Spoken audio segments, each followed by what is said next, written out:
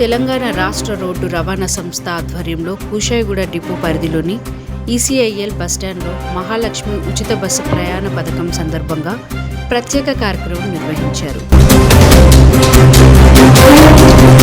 ఈ కార్యక్రమంలో పథకం ప్రాముఖ్యతను, మహిళలకు కలిగిన ప్రయోజనాలను వివరించారు. తెలంగాణ ప్రభుత్వం ప్రతిష్టాత్మకంగా అమలు చేస్తున్న మహాలక్ష్మి పథకం రాష్ట్ర సామాజిక, ఆర్థిక రంగాలలో కీలక మార్పుకు దారితీసిందని అధికారులు తెలిపారు.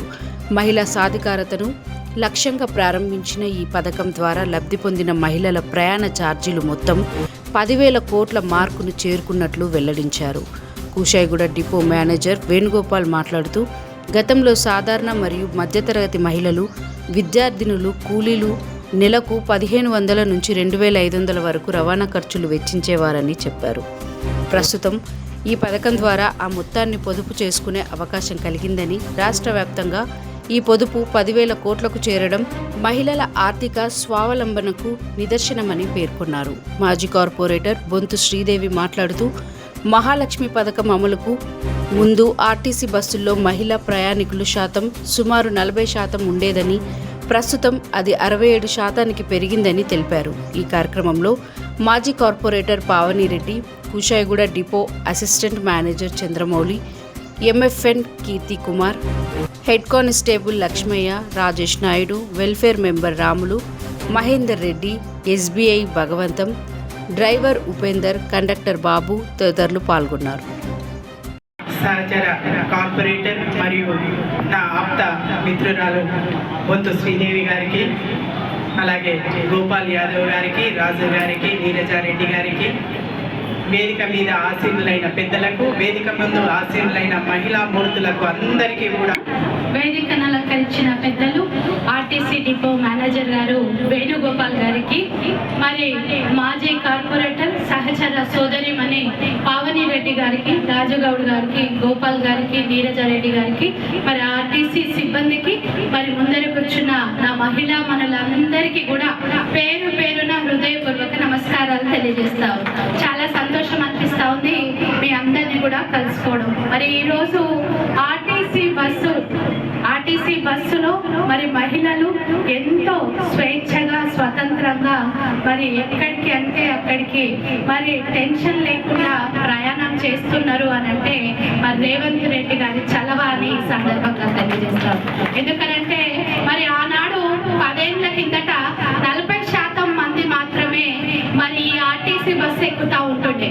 మరి ఇప్పుడు 70% మంది ఆర్టీసీ బస్సులో ప్రయాణం చేస్తున్నారు. ఎందుకు అంటే పైసా ఖర్చు లేకుండా మరి ఏడికి పోవాలన్నా కూడా, తల్లిగారింటికి పోవాలంటే అందరు ఉన్న వాళ్ళు ఎవరు లేరు. మరి మధ్యతరగతి కుటుంబాలు, దిగువ మధ్యతరగతి కుటుంబాలు మరి రెక్కాడితే గానీ డొక్కాడనే పరిస్థితి మా మహిళలది.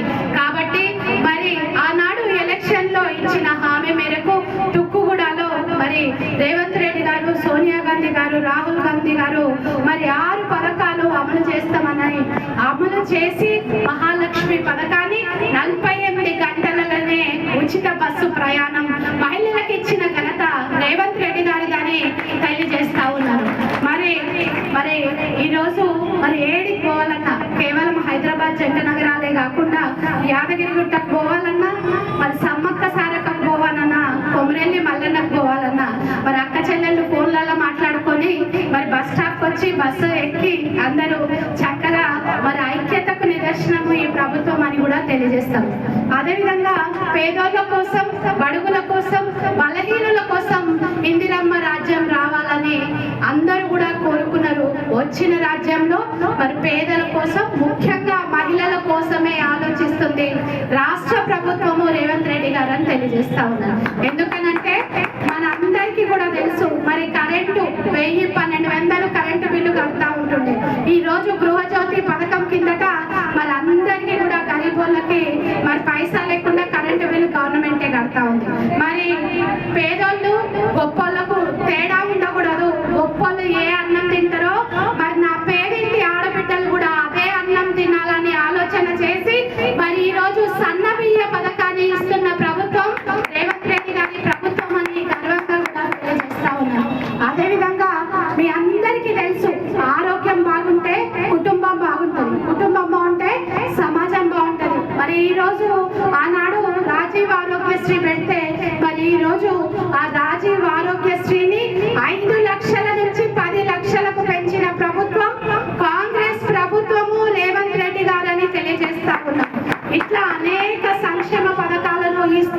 పేదలను ఆదుకుంటూ మరి మన పిల్లలని నిన్ననే మీరు చూసినట్లయితే ప్రతి ఒక్క ఉన్నింటి బిడ్డ ఏ విధమైనటువంటి స్కూల్లో చదువుతారో మరి ఈ రోజు తెలంగాణ రాష్ట్రంలో మరి ఇంటిగ్రేటెడ్ పాఠశాలలు అంటే కార్పొరేట్ పాఠశాలలు ఏ విధంగా ఉంటాయో అదే విధంగా మరి ఈ రోజు 58 33 జిల్లాలలో మరి 58 ఇంటిగ్రేటెడ్ గవర్నమెంట్ స్కూల్స్ ని 11,600 కోట్ల రూపాయలతోటి నిర్మాణం చేస్తుంది రాష్ట్ర ప్రభుత్వం అని మీకు తెలియజేస్తా ఉన్నాను. మరి వచ్చే ఏడాది కల్లా అనేకమైన బడులు మరి ఇంటిగ్రేటెడ్ బడులు పూర్తయితే మన పిల్లలు ఎవరైతే ఉంటారో మరి 10 లక్షలు 12 లక్షలు పెట్టి కార్పొరేటర్ బడులకు పోతుంటే మరి ఉన్నోళ్ళని చూసి పేదోళ్ళు అయ్యో ఎట్లా మేము వెనకబడిపోతున్నాం అంటే అట్లా ఎవ్వరు ఆలోచించకూడదు.